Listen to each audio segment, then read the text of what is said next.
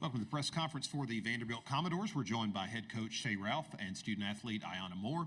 We'll begin with an opening statement from Coach, then we'll take questions for Ayanna. We'll dismiss her back to the locker room, and then we'll take questions for Coach.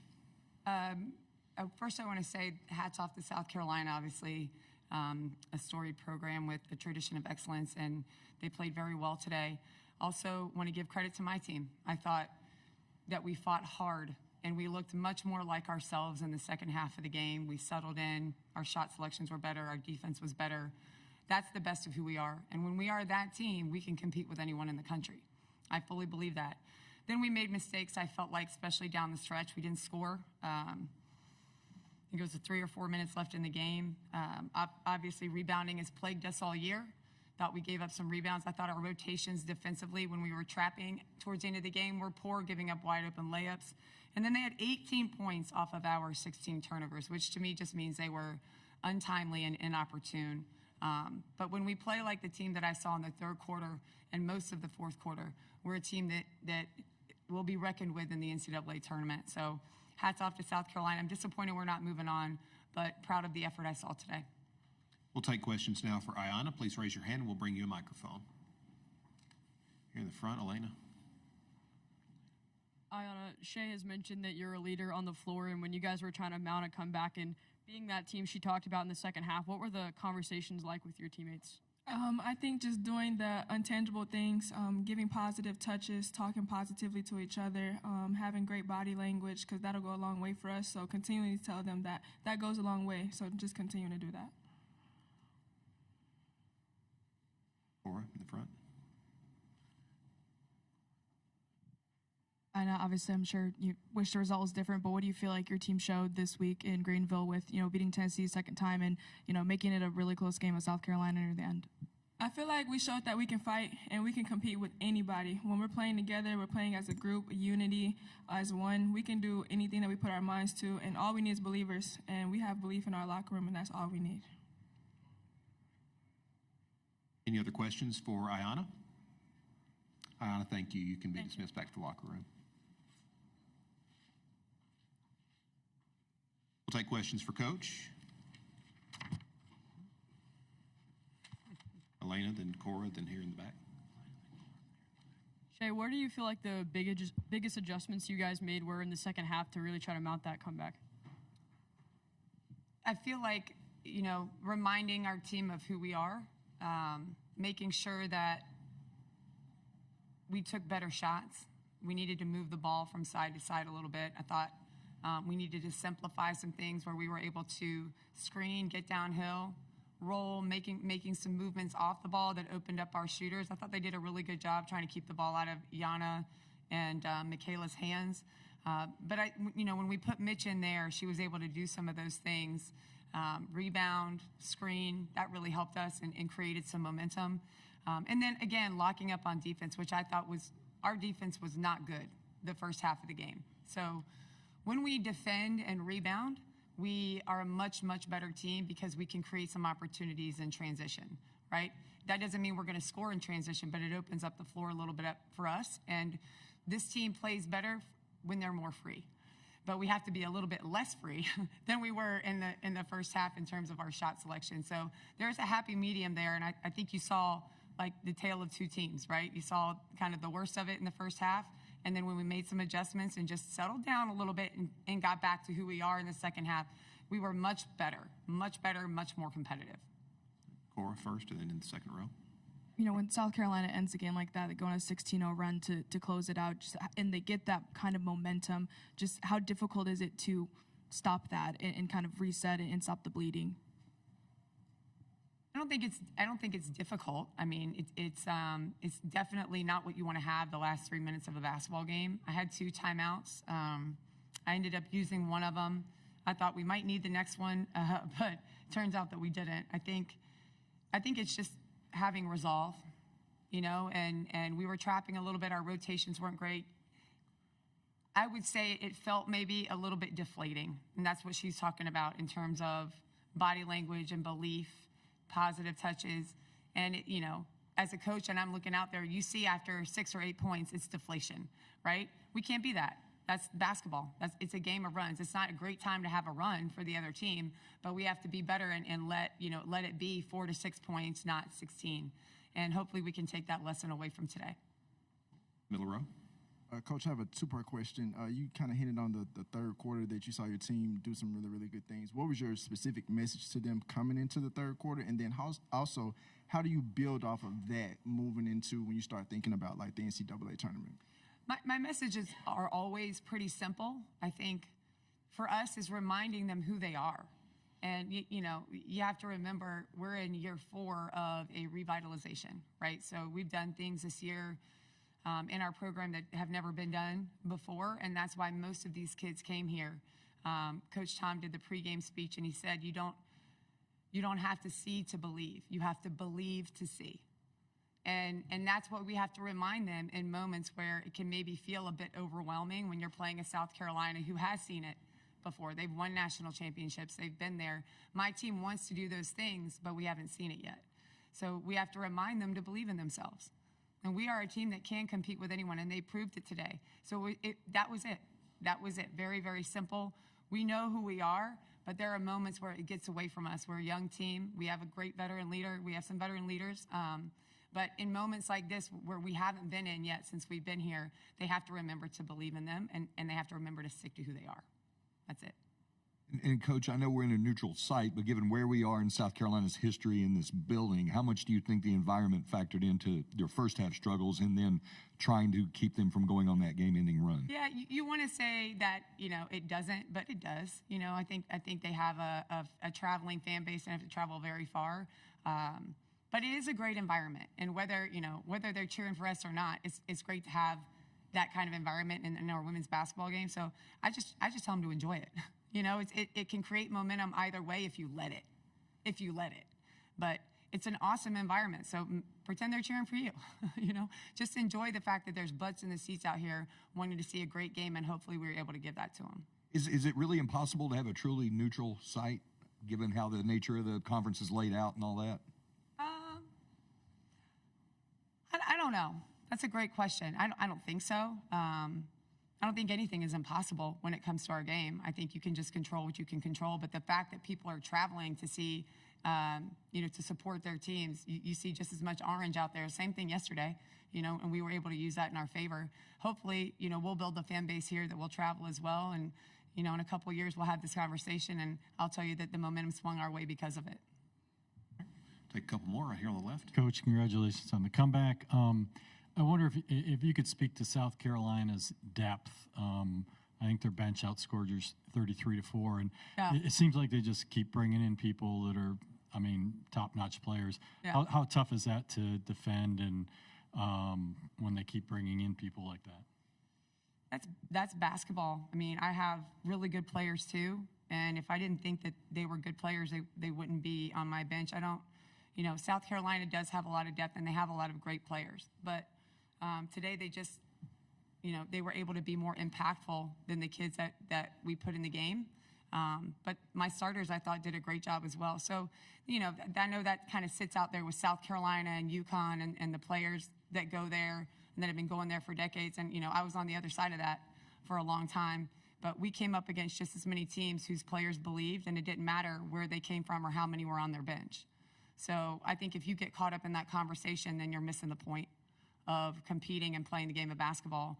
They have great players, but so do we. So do we. Today, their players played a little bit better than ours, but hopefully it'll teach us a lesson so that when we meet again, it'll be a different story. We'll take one more here in the front. Yeah, this time last year you guys were on the bubble, but now you're comfortably in the NCAA tournament. Just what does this next week look like for you guys? This next week looks like doing our very best as a coaching staff to prepare our team for a big moment. And I think that we'll have another opportunity like we had today. And I want to make sure that we feel mentally, physically, emotionally prepared for that moment, that the kids that are out there do believe, really believe in the fact that, they can accomplish the things that we want to accomplish, the things that we set out to accomplish in the beginning of the year. I think we're one of the best teams in the country when we play like we did today for the majority of the second half. Now we just have to make sure that we do that for 40 minutes, and that's up to our staff. That's up to the players to show up and do the work. But thankfully, we have some time to do it. So I'm excited to get back to work with them. Thank you, Coach. Thank you.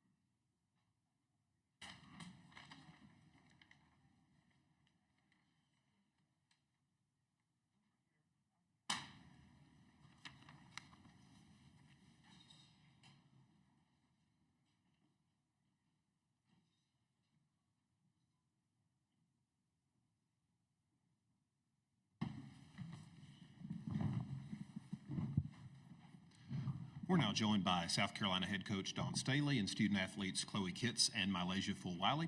We'll begin with questions for the student athletes, then we'll take questions for Coach. Please raise your hand and we'll get a microphone to you. Here in the middle in the second row. And over here on the right first, then we'll go to the middle second row. Chloe, can you talk about the fourth quarter performance, 11 points? It just seemed like you were able to kind of take over the game, and even though they brought it within 5, you guys go on that 16-0 run to close things out. I was just going out there and playing confident. My coaches and the point guard kept saying 14, which is kind of get the ball to me, and I just delivered. I was just going out there. Thanks. For what? You just told our play. Yeah. Anyways, sorry. Yeah.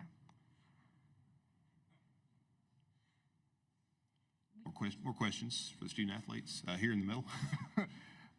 MiLaysia, the very beginning, I mean, your energy was there from the moment, you started the game.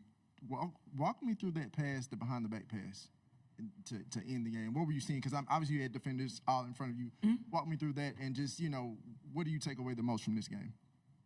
The behind-the-back pass, I really, Coach drew it up for me to just go. She didn't say if I can score or shoot, so I realized that if I attack middle, then something would open up, and I seen Sanaya from the corner of my eye, so I just threw it, and she finished it. And, just throughout the game, I was just thinking like a win. Like, I can just help my team do what I can do to help my team win. That's what I need to do. I feel like that's what I went out there and did. Here in the front, Cora.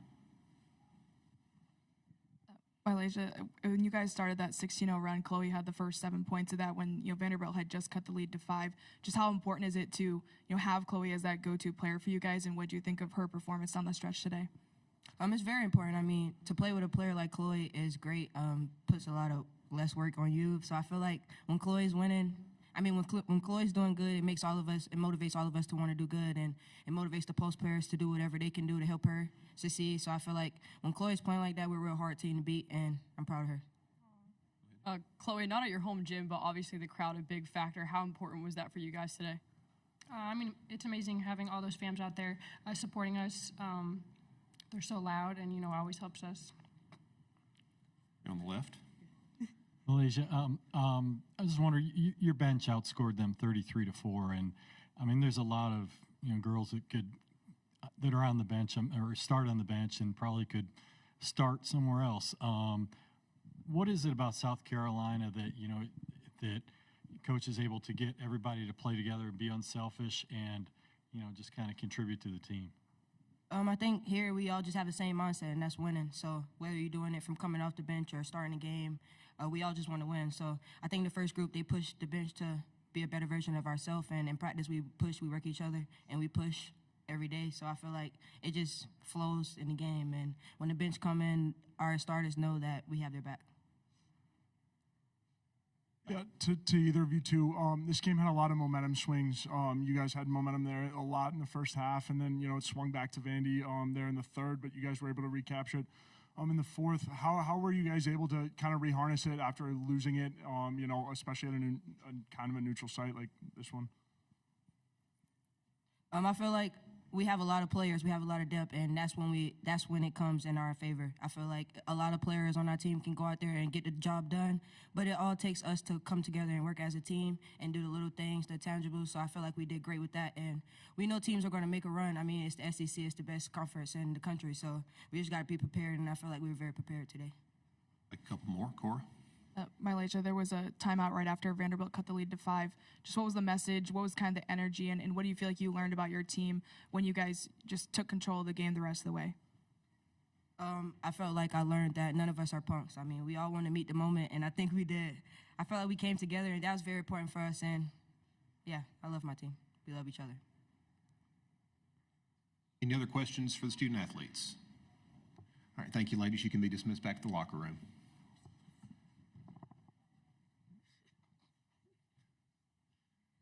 Now we'll take questions for Coach Staley, over here on the right. Coach, there was some visible frustration from your part in the third quarter. It seemed like Vanderbilt was just able to disrupt what you guys were doing so well in the second quarter. What was your frustration, or what were you most frustrated with in the third quarter? A lot of conversation with the officials as well. I mean, it was on us. We did not make good decisions out there, and a lot had to do with what Vandy was doing to us. They doubled us, they pressured us, and they forced us into some turnovers that created some easy baskets for them, that created momentum for them to cut into our lead. Just bad basketball. I mean, we mentioned it at halftime, like we're playing really good basketball. I said really good basketball is contagious, and really bad basketball is contagious. And we got a chance to see the face of both of them. Part of that was because of what Vandy was pressuring us to do. Part of that was just decision making, playing a little bit faster, which probably Vandy had a lot to do with that. So I was happy that we could get a unit in there that could just play well together on both sides of the basketball. And it took us a little bit of time to figure out what unit that would be. And here, Elena. The timeout at the end of the fourth quarter, then you guys went on the 16-0 run. Just what was the conversation like with your team in order to close out that game? I don't even remember what I said. It was about making plays at that point. It was about shoring up how we wanted to defend the ball screens. It was making sure that we were running sets that get the hot hand the ball, which was Chloe. And then we allow Lay to get the ball on the open floor and pretty much play make. And fortunately for us, it worked out. In the front. Chloe really became that go-to player for you guys, even in the third quarter. I think led you with 6 points. Just what did you think of her performance today, before the press conference, and how important was that for you guys? This is really who Chloe is. Starting to play very consistent basketball.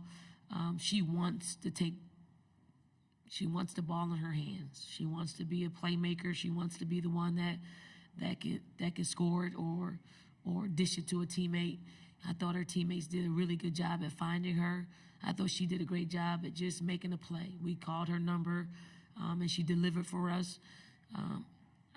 I would imagine that this is kind of how she envisioned her entire season going, but it didn't go that way. It was a little bit up and down, inconsistent, but Chloe's strong enough mentally, physically, to be able to handle, the rigors of this league. No one's going to just kill it every single night. But if you don't have the mental fortitude to stay with it through the ups and the downs, you won't see consistent play like this at any point in the season. Front left. Don, as I was asking MiLaysia, there's a lot of girls on your bench that could start other places. I'm curious, in the recruiting process, like what type of a person do you have to get to kind of fit into that team mentality? And then part B of the question is, when you have that much talent, is it hard to find the right 5 on the floor some nights? We're pretty honest throughout the recruiting process. I mean, we don't tell anybody they're going to automatically start, because we don't know what that looks like when they make, when they make the transition from high school to college. And we choose people that want us. Like, there's something about us that they like. And that is the very thing that continues to drive them while they're with us. Like, it's always, if you're having a bad day, why did you decide to come here? And then it helps you get over your bad day a little bit easier, right? And we're just completely honest. And we are look, sound, feel. Something looks, sounds, or feel off, we're going to address it. If it looks, sounds, or feel great, we're going to promote it. And I do believe we know what to say to our players that will allow them to grow. Yes, they may be angry in 1 minute, but we get down to why. Like, why are you angry? And then we talk about that. We break it down. We do it time and time again, so they'll understand that we're invested in them as whole people. Not just the basketball part of it. That's the easy part. That's really the easy part of it. But yes, it's hard to find a unit. It really is.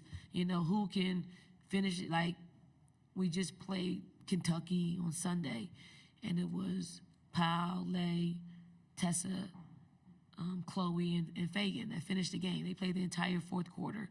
And we sat out on senior night, Breezy Hall. Does she feel a certain type of way? Yeah, she's a competitor. It's her senior night, last regular season game. But you talk to her. You just say, hey, 90% of the time you've been in the game. That's been you, the unit. They understand when we have a unit out there that's playing well, we're gonna continue to play it until the cows come home, and it's just communication. Like, if I don't say anything to Breezy, she might hold on to that for the rest of her life and remember that. When if you just address it, she can get over with, and then she can finish the game like she did today for us. Right. In the middle. Coach, obviously, MiLaysia comes off the bench. Energy from the very beginning was strong. When she's playing like the way that she's playing today, how important is that, and what makes her so special when she's playing that? Which part? She had 5 turnovers too. Like, MiLaysia is a talent. She's a generational talent. When I say that, it's because she can do things on the basketball court that I haven't seen a female do. That's one, and she consistently does it. When she's got it going on, again, she pushes tempo, where her speed is, to me, is her superpower. No one on the court, can keep her in front of her. When she's got it going on, when her three is falling, when she's able to just creatively put on display her talent, she gets a little, hyper with it. She gets a little degree of difficulty, when it's not called for. You got to give her that space to do that. Like, and I just want to add sometimes a simple pass will do in some instances. Sometimes, like the behind the back pass, that was really the only pass that she could deliver the ball. And I know that because I've done plenty behind the back passes. You put yourself in a position where the only thing you could do is dump it off to somebody in that way. She has that ability to do that. I'm glad that Sanaya Fagan made it, because Lay would have probably been mad about it and let her know about it in the locker room. But she's a talent. Like, I actually love being able to be on this journey with her, because it's teaching her to understand, like, she's got an incredible, like, hold on our team, like, and it could be good or it could be bad, but she's got power in that, and I want her to always understand that power, because it can go either way.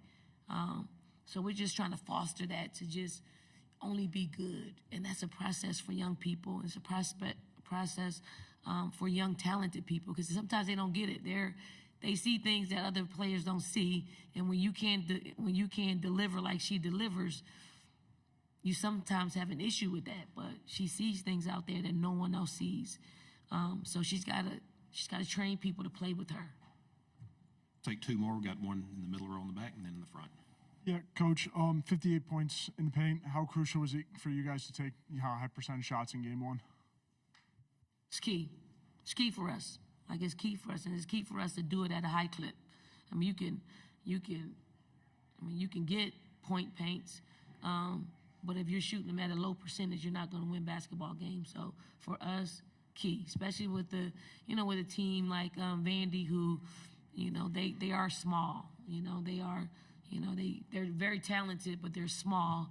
So we wanted to make sure that we really attack the paint through our bigs and through our penetration, because we felt like that would give us an edge. All right, last one here in the front. Don, you bring up an interesting point about keeping everybody happy and being able to manage people and their thoughts. How much of your job is not necessarily X's and O's, but being aware of, I need to be thoughtful of this person, or I need to coach this person up in this direction so they can feel this way and understand? That's got to be exhausting. Very much so. But, you condition them. Like, it's hard in the beginning to work through that because they don't quite understand what you're trying to do. They just think you're resisting, whatever they want to do. But I'll say this: we have really good parents. We have really good players that they allow us to invade that vulnerable space because they know, they see it they've seen it, over the years. And it's really cool. Like, I'm attracted to that. Like, I'm drawn to that process of helping a young person just find out who they are, and because once they do, they're not going to be taken advantage of. So I'm glad I get a chance to just kind of mold that at this stage of their lives. And my last one, you're 16-1 in the SEC tournament in Greenville. What kind of advantage is that for you, and how does it help in preparation? Why you bring that up now? The coaches are going to want to move from Greenville. We've had really good teams. Is it advantageous for us to be here in Greenville, South Carolina, as representing South Carolina? Yes, it is. It is, because our fans come, they buy their tickets. They buy their tickets, though. It's not like we're giving tickets away. They buy the tickets in order for them to cheer on our team. I know if I'm a coach, I would rather have a full gym, right? Even if we're in Austin, Texas, I'd rather have a full gym than have an empty gym. I think our game has grown to the point where Greenville has been a location that everybody can get to, and the city's great, the arena's great, the people here are great. Like, I'm happy that we're hosted in South Carolina, because now, everybody else in the SEC sees what makes South Carolina great, and it's its people. Thank you, Coach. Thank you.